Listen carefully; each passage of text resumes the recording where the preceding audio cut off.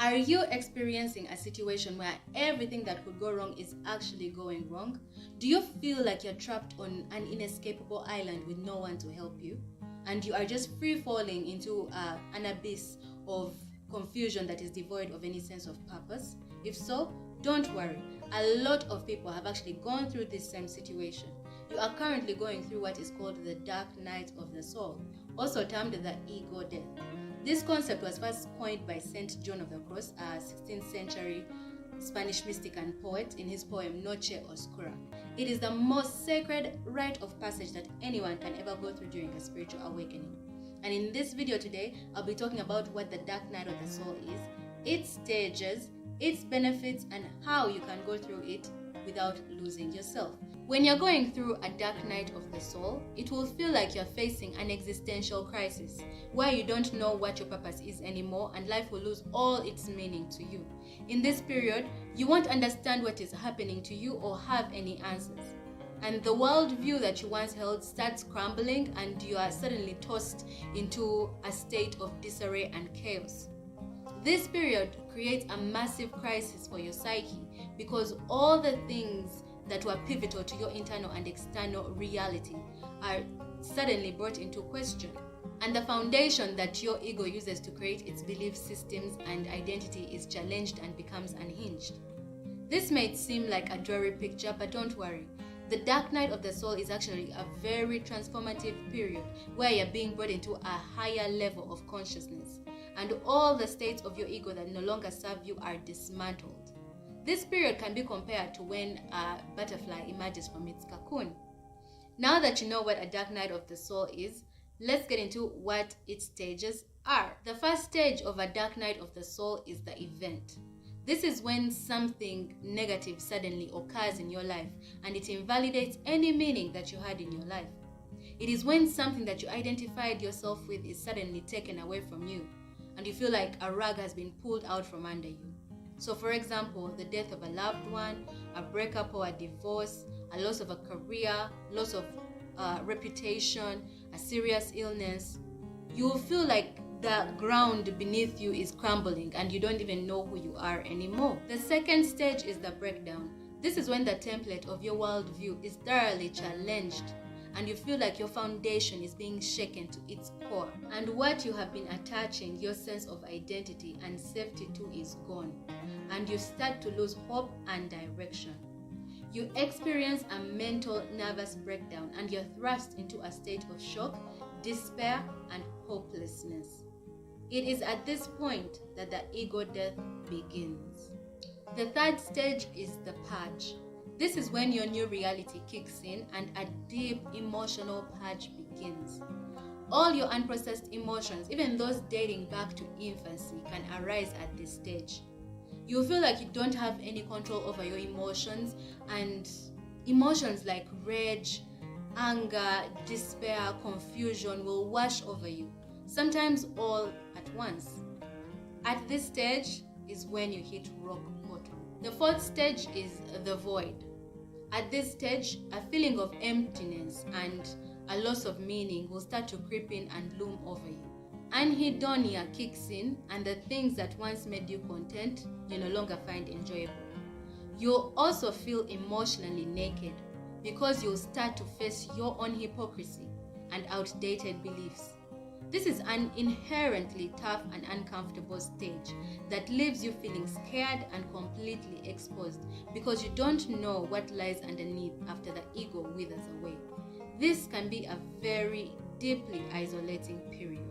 The last stage, which is the fifth stage, is called reintegration. This is when your shadow has been assimilated and you start to let go of all the things that no longer serve you and are not in alignment with your higher self.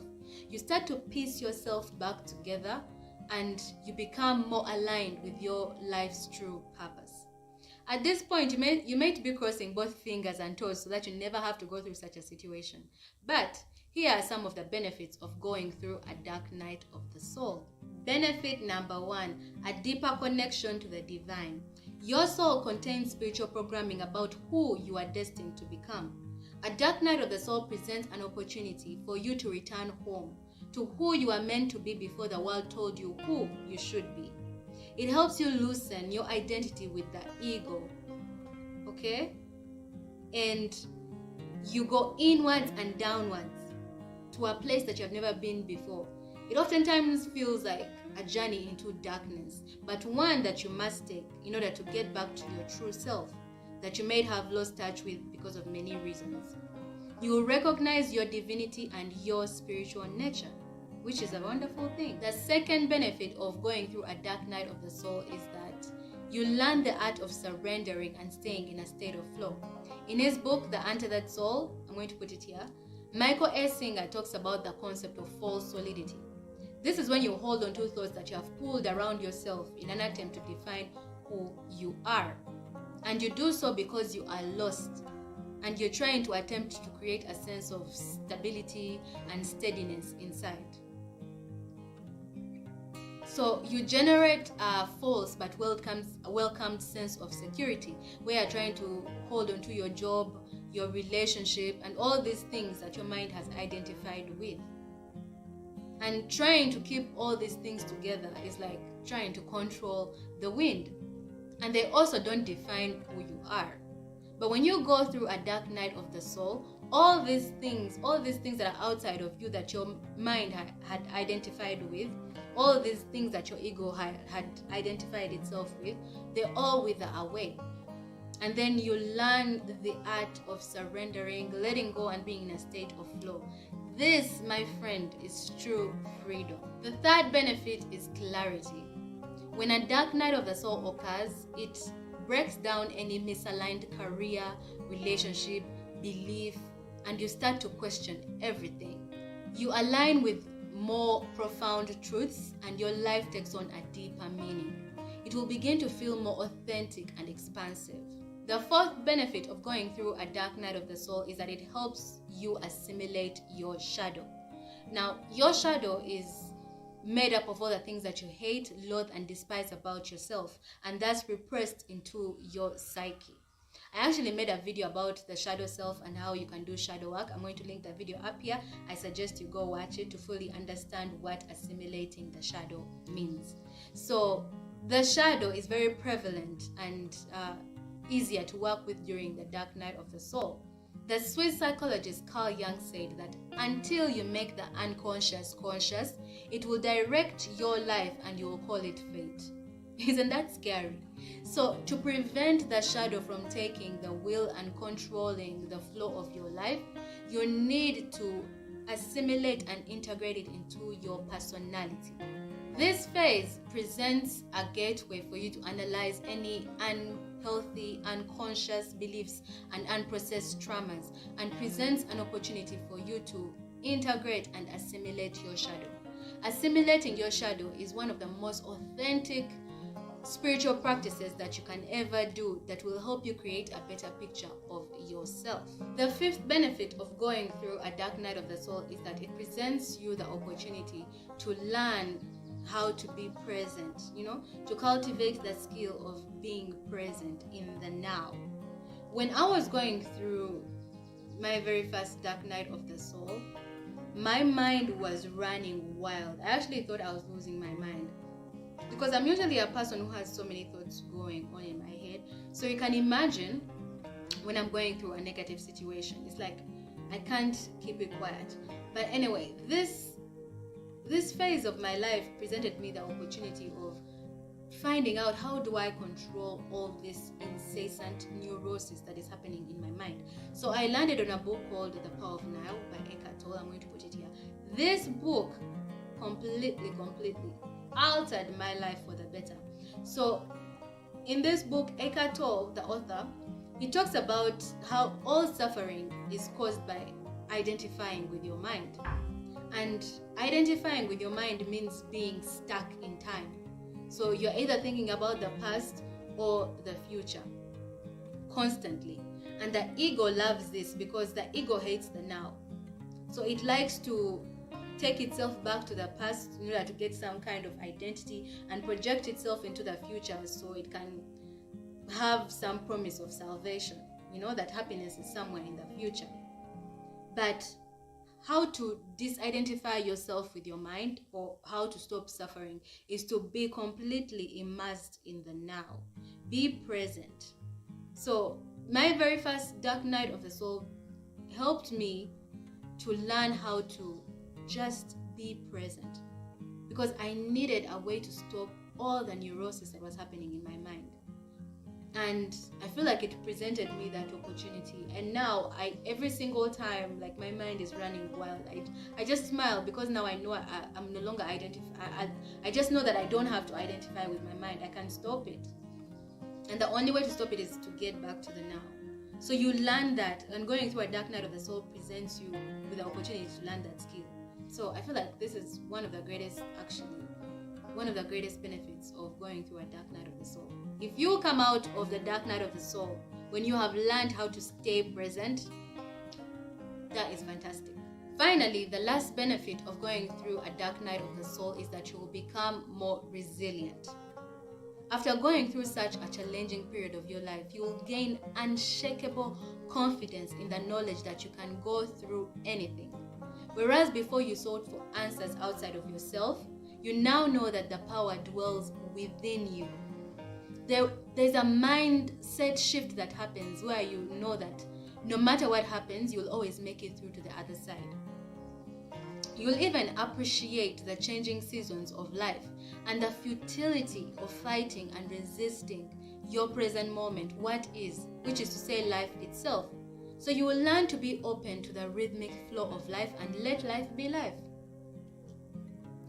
But I know that even if I've mentioned all these great benefits of going through a dark night of the soul, when it happens, it's still a very challenging period of your life. So let's get into how you can go through it without losing yourself. So how do you go through a dark night of the soul without losing yourself? Okay, so before I begin, let me just mention this, that if you are the kind of person that likes to take control and you're fighting the direction that the universe is opening up for you, you will continue facing the same situation over and over again. So your best bet is to actually surrender to what is happening and be open to the lesson that the universe is trying to teach you. During this period, or during the dark night of the soul, a purification process is happening where you are shedding off the old conditioned self that no longer serves you, and you're coming into alignment with your soul's true purpose. So accept to be thrown into the proverbial fire that is reducing you to your purest form and stripping away all of your self-concepts that no longer serve you.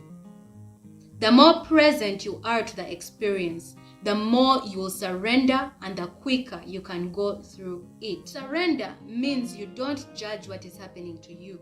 You just accept it as your experience at that moment.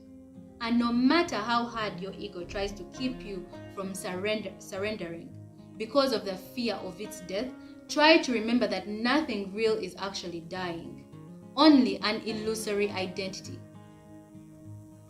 Here is a quote from Carl Jung that can provide some solace. There is no coming to consciousness without pain. With all that being said, there are a few things about the dark night of the soul that I want you to know. 1, the ego never completely dies. What happens is that the old ego, the one that was so identified with things outside of you and that were not in alignment with your soul's true purpose, dies. But a new ego, one that is more open, more flexible, more loving, and more aligned with your soul's true purpose, is born. And then second, you don't only go through one dark night of the soul, you actually go through multiple dark nights of the soul in your life. This is because as part of your spiritual evolution, all the things that you pick up along the way, that your ego picks up to identify itself with, these things outside of your true self, those things need to continuously be shed off from you. So there's a process of dissolving and disintegrating the ego that is continuous, so that you stay aligned with your soul's true purpose. And then finally, the very first dark night of the soul is the most painful one. and the subsequent ones are usually less painful. And this is due to the simple fact that you're now wiser, stronger, and more in a state of flow. And surrendering, which is an essential part of going through a dark night of the soul effortlessly, is like second nature to you. So that is why the subsequent dark nights of the soul are much more manageable and less painful than the initial one. So, in conclusion to this video, the dark night of the soul at first value may appear as a negative thing, but it actually isn't. It is woven into the fabric of walking the spiritual path. And because it can be quite a challenging period in your life, I want you to always remember this. Your character is the best possible defense against the suffering that's intrinsic to being.